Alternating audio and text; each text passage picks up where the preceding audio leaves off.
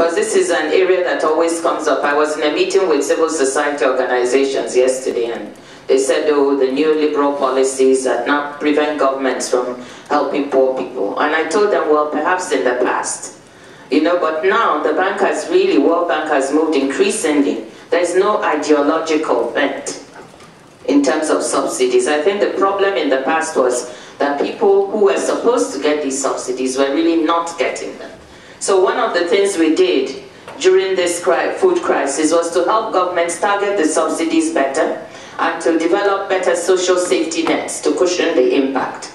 And I hasten to say that one of the things we also pushed is that the food crisis is not just about getting food aid. It's about helping a continent that has the capacity to feed itself. Because we have so many opportunities. Only 5% of our land is irrigated. Only about 40% of our land is, arable land is under cultivation. Only 11% of our farmers use improved seeds. I don't see these as challenges, I see them as opportunities. And if some people are clever, they'll listen to this among you, and those who have MBAs will start developing plans for how to make this into a good business opportunity. So the second, the shock, the now big shock, because I want to leave enough time for us to interact. So if you fold the fuel shock, the fertilizer shock, and the food shock all into one, because countries were struggling with all three when fuel prices went to $147 a barrel and seemed like they were not coming down. That was really a major external shock for about a third of the countries on the continent who are fuel importers. But they also adjusted. And the lesson I'm telling you is how some of these countries took the lesson. Unlike the past, when we had the oil shock of the 70s and another shock in the 80s, when they didn't do anything, and experienced, as a result, very severe imbalances. This time, without anybody coming to advise them, they began to adjust. They learned that they could not cushion all the impacts, so some of it was passed on, but some was cushioned, and the way that they cushioned it was much smarter than in the past. So on top of this crisis, we now have the financial crisis, which has been the third biggest shock for the African countries. This global financial and economic meltdown and the ensuing recession that we are seeing. If initially people thought, or we all thought that maybe because our banking systems are not so integrated into the global systems, so everyone felt that maybe this would pass African countries by. And in terms of the banking system and the financial system, that was not a channel of transmission of this global financial crisis on the continent. Because many of in many countries, the financial system is not as integrated. Even in Nigeria and South Africa, foreign ownership of the banking system is only about 5%. But our stock markets were impacted in several countries because we had portfolio flows when these countries were doing well, interestingly enough, substantial portfolio flows. So we saw that in Nigeria, in South Africa, in Kenya, that the stock markets fell by 40%. But only a fraction, maybe 5 or 6% at best of the population in many of these countries, invested in the stock market.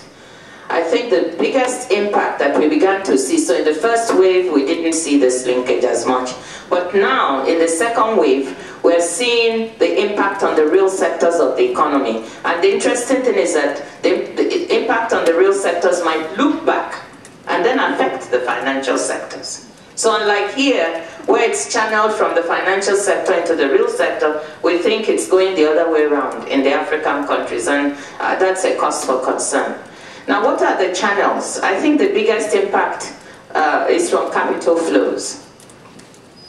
African countries are already being hurt by the decline in private capital flows. As you know, private capital flows had surged to 53 billion in 2007, surpassing aid flows for the first time. Aid flows were 50 billion, and foreign external capital flows were 53 billion.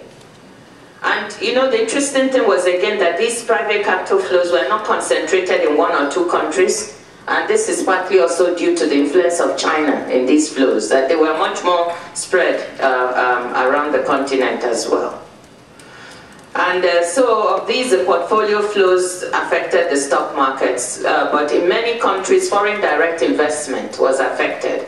I just came from Liberia recently, where $1.5 billion investment by ArcelorMittal has been held back because of the crisis. You know, meaning that those jobs that were expected to be created would not be.